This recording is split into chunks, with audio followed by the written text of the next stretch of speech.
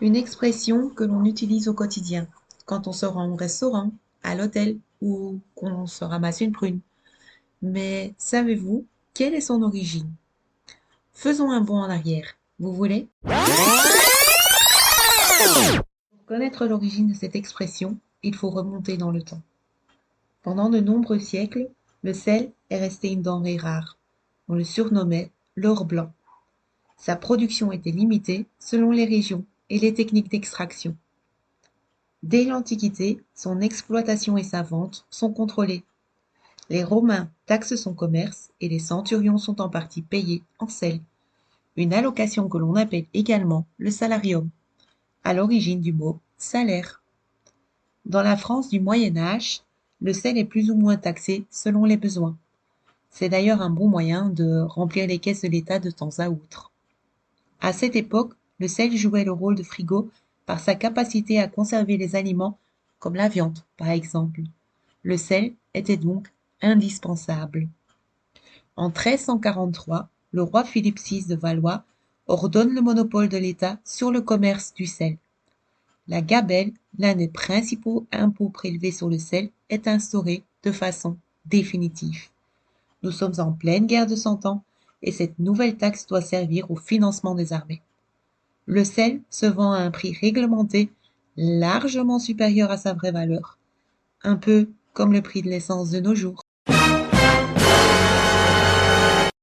L'État s'occupe de récolter tout le sel, il est ensuite entreposé dans des lieux de stockage qu'on appelle greniers à sel. L'État va exercer un contrôle absolu sur sa vente. Selon les endroits, le sel coûte très cher. Il faut compter son prix de production, la part du marché et forcément la part du roi. Parmi les nombreux impôts payés par le peuple, la gabelle est sans doute l'un des plus injustes, car son taux varie considérablement selon les régions. Par exemple, la Bretagne, les Flandres et la Corse en sont dispensés. Une chance que n'ont pas les habitants du bassin parisien, de la Normandie ou du Berry. Ce sont les régions dites de grande gabelle. Ces inégalités ont forcément engendré une très forte contrebande.